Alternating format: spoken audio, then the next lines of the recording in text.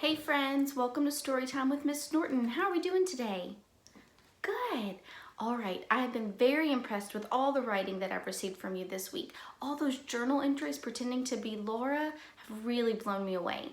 Now, today's story is called Sugar Snow. Before we begin, does anybody have any eye wonders just by looking at the front cover?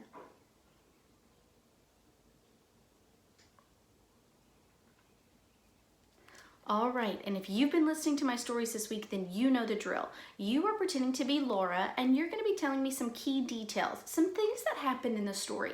And you're also going to tell me how you might be feeling and why. Remember, in a story, the author doesn't always say how the character is feeling. You have to infer or make your best guess for how the character's feeling based on what is happening. So let's go ahead and get started with Sugar Snow.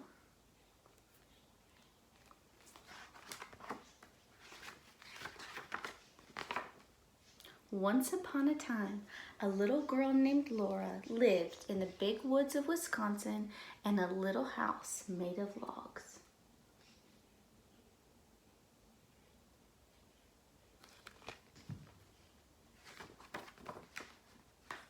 Laura lived in the little house with her pa, her ma, her big sister Mary, her baby sister Carrie, and their good old bulldog Jack.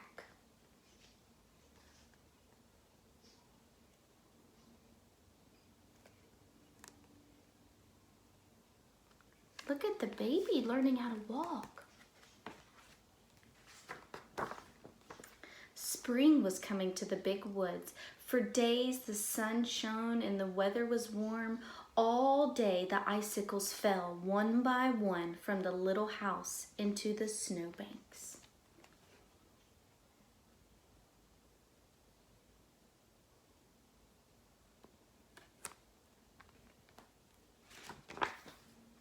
Then one day Laura saw a patch of ground showing through the snow.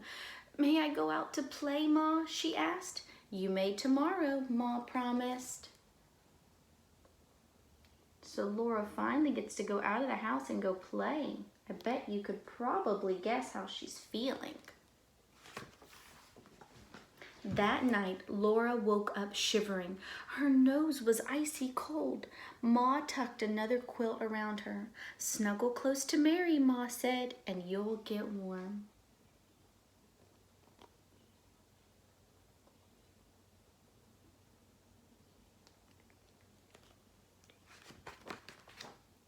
In the morning, Laura looked out the window and the ground was covered with soft, thick snow. Pa came in, stamping the soft snow from his boots. "It's sugar snow," he said. Does anybody have a question right now when Pa came in and said it's sugar snow? Yeah, I want to know, what is sugar snow?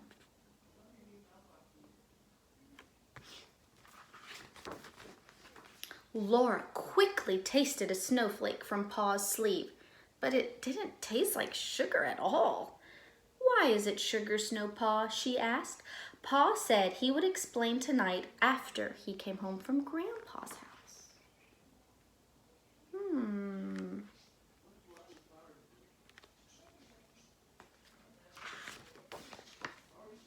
It was late when Pa came home that night. He came in with a big bucket and 2 little packages. He gave the bucket to Ma and the little packages to Laura and Mary.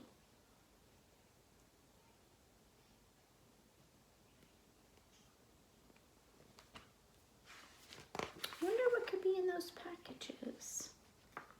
The bucket was full of dark brown maple syrup.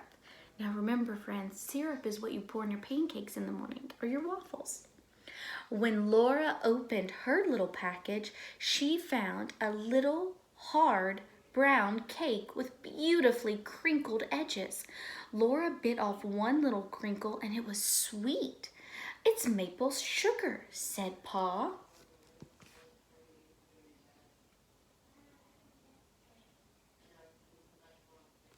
Now, if you've ever had brown sugar, it's probably what it tastes like. Supper was ready and Laura and Mary laid their little maple sugar cakes by their plates while they ate the maple syrup on their bread.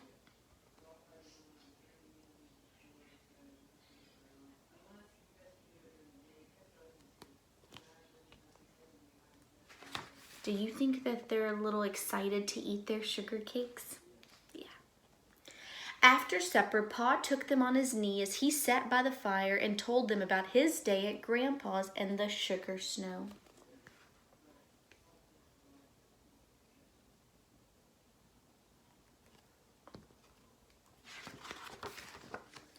All winter, Pa said, Grandpa has been making wooden buckets for the maple syrup.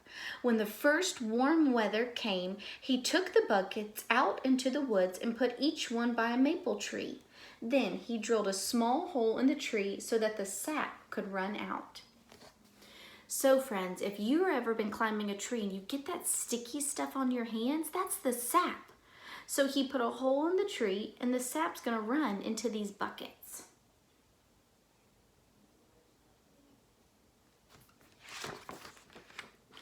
After all the buckets were full, he boiled all the sap in a big iron kettle until it turned into maple syrup.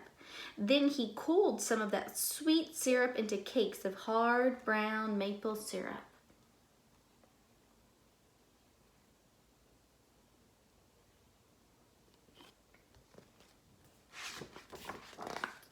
Is that why it's called a sugar snow? Because Grandpa made sugar?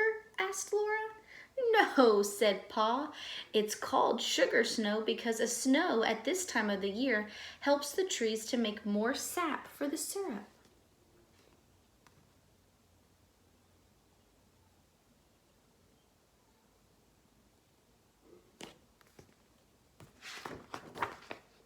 Then it was time for bed. By the time Laura and Mary had washed their sticky fingers and were snug in their beds, Pa and his fiddle were both singing them off to sleep.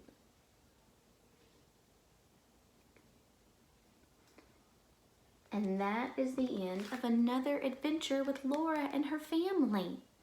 All right, friends, remember your job was to think about some things that they did. And in today's story, they may not have done a lot of things, but you could talk about the things that Pa did.